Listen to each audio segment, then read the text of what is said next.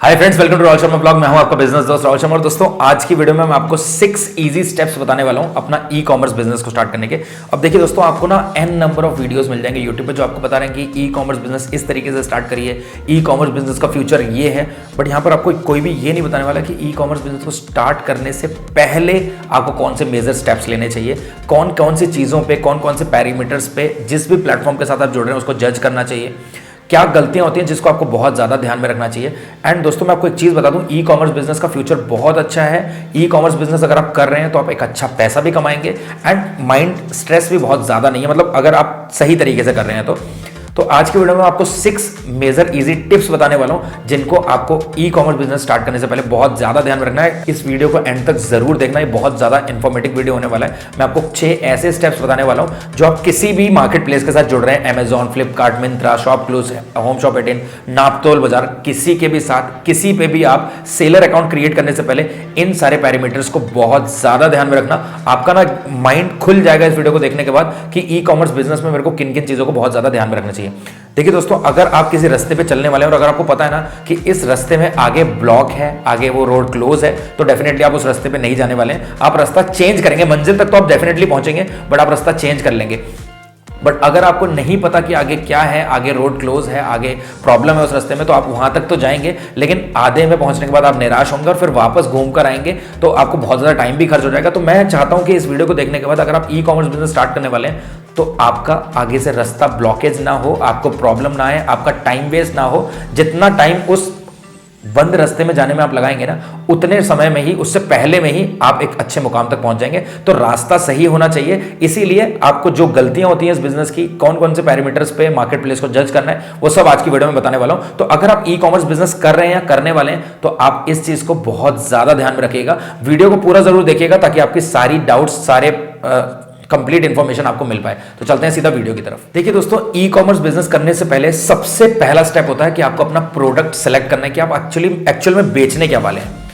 अब देखिए, आप कोई भी प्रोडक्ट बेच सकते हैं अमेजॉन पे, फ्लिपकार्ट पे, शॉपक्लूज पे, होम शॉप 18 पे, नापतोल बाजार पे, बहुत सारे प्लेटफॉर्म्स हैं। इंडिया मार्ट पे अगर आप B2B करना चाहते हैं वो भी आप कर सकते हैं। बट उन सबको करने के लिए, उन सब में सेलर अकाउंट बनाने के लिए आपके पास जो बेसिक चीज़ होनी चाहिए वो होना चाहिए आपका प्रोडक्ट। एंड प्रोडक्ट की सबसे खासियत ये होती है कि आप वो ऐसा प्रोडक्ट सेलेक्ट करो जिसका कॉम्पिटिशन मार्केट में कम हो एंड आपको ये पता होना चाहिए जो प्रोडक्ट आप बेचने वाले हो वो कौन से मार्केट प्लेस पे बिकेगा। देखिए दोस्तों, हर मार्केट प्लेस को टारगेट करते हैं कुछ एक प्रोडक्ट्स। अगर आप उस प्रोडक्ट को उस मार्केट प्लेस पे बेचते हैं तो डेफिनेटली आपको एक अच्छा रिस्पांस मिलेगा। ये नहीं कि आप बस भीड़ में दौड़ते जा रहे हैं, आप मेहनत पूरी कर रहे हैं बट रिस्पांस प्रॉपर नहीं मिल पा रहा। क्योंकि दोस्तों देखिए, अगर आप प्रॉपर्टी का काम करते हो तो आपको भैया प्रॉपर्टी के मार्केट प्लेस पे बेचना पड़ेगा। अगर आप इलेक्ट्रॉनिक्स का काम करते हो तो बेस्ट इलेक्ट्रॉनिक्स का मार्केट प्लेस कौन सा है, अमेजॉन है, फ्लिपकार्ट है, शॉपक्लूज है, नापतोल है, आपको ये पता होना चाहिए। तो देखिए, हर चीज का एक अलग मार्केट प्लेस है। जैसे कि दोस्तों, अगर आप हॉस्पिटैलिटी का काम करते हैं, आप सर्विसेज देना चाहते हैं तो आपको ओयो, मिंत्रा, मेक माई ट्रिप, गोइबिबो, इनमें आपको रजिस्टर करना पड़ेगा।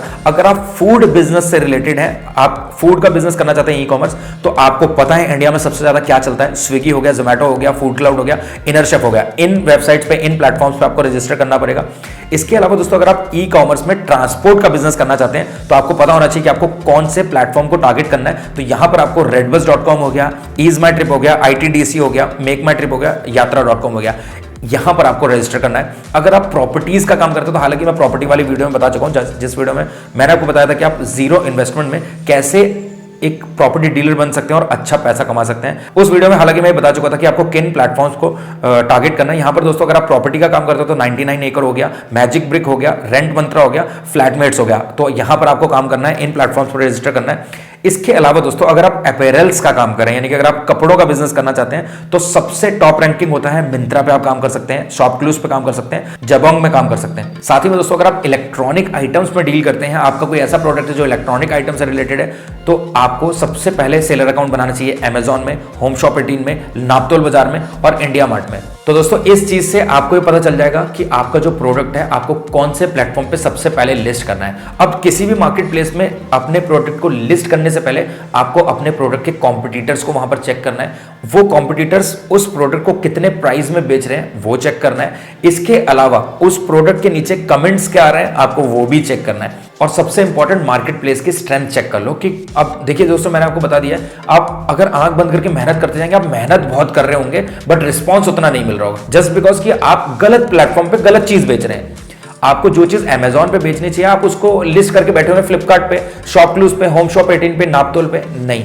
अगर आपकी बेस्ट क्वालिटी की इलेक्ट्रॉनिक आइटम है, आप उसको अमेजॉन पे बेचो। तो आपको मार्केट प्लेस की स्ट्रेंथ के बारे में पता होना चाहिए, आपके कॉम्पिटिटर्स के बारे में पता होना चाहिए, कॉम्पिटिटर्स कितने प्राइस में उसको बेच रहे हैं, आपको वो मार्केट प्लेस कितना मार्जिन उस प्रोडक्ट पे देने वाला है, साथ ही में उस प्रोडक्ट के साथ साथ जो मार्केट प्लेस है वो कितना कमीशन चार्ज कर रहा है वो जरूर देखो। देखो आपका जो प्रोडक्ट है उसको अमेजॉन में, फ्लिपकार्ट में, मिंत्रा में, शॉपक्लूज में आप उस प्रोडक्ट को चेक करो कि कौन कौन से सप्लायर्स हैं जो उसको बेच रहे हैं, उनका प्राइस चेक करो और साथ ही में उस मार्केट प्लेस का कमीशन चेक करो कि यार अगर आप 100 रुपए की चीज बेच रहे हो तो वो कमीशन कितना चार्ज कर रही है आपसे, इसके अलावा आपका कितना मार्जिन मिल रहा है, और साथ ही में सबसे इंपॉर्टेंट चीज क्या होती है कि मार्केट प्लेस का रिस्पॉन्स कितना फास्ट है। देखिए अब ईबे में जो कैटलॉग प्रेजेंटेशन होता है वो बहुत अच्छा है, यानी कि ईबे अगर आपके किसी भी प्रोडक्ट को लिस्ट करता है तो इतने अच्छे और अट्रैक्टिव तरीके से करता है कि वो मतलब आई कैचिंग होता है, और साथ ही में डिस्क्रिप्शन में आपके प्रोडक्ट की सारी डिटेल दे देता है ईबे।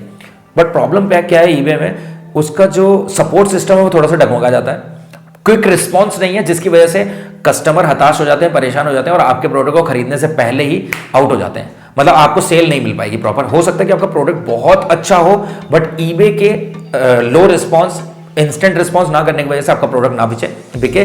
तो इसलिए आपको क्या करना है, आपको देखो अमेजॉन का क्या है, अमेजॉन बहुत ज्यादा फास्ट है, बहुत बड़ा मार्केट प्लेस है, आप उसमें लिस्ट कर सकते हैं। साथ ही में फ्लिपकार्ट भी एक बहुत अच्छा प्लेटफॉर्म है, एक बहुत अच्छा मार्केट प्लेस है। बट यहां पर अगर आप किसी भी प्रोडक्ट को लिस्ट करने वाले हैं अमेजॉन या फ्लिपकार्ट में, अगर आपने दोनों में से एक को चूज करना है तो आपको इन सारी चीजों पर दोनों प्लेटफॉर्म को कंपेयर करना पड़ेगा। कमीशन कितना चार्ज कर रहा है, सपोर्ट सिस्टम किस तरीके का है, साथ में रिटर्न पॉलिसी पे क्या चीज है, कैंसिलेशन पॉलिसी कैसी है, यानी कि अमेजॉन की कैंसिलेशन पॉलिसी कैसी है, अगर कोई आपसे कोई सामान खरीद रहा है और कैंसिल कर देता है तो उसका क्या प्रोसीजर है।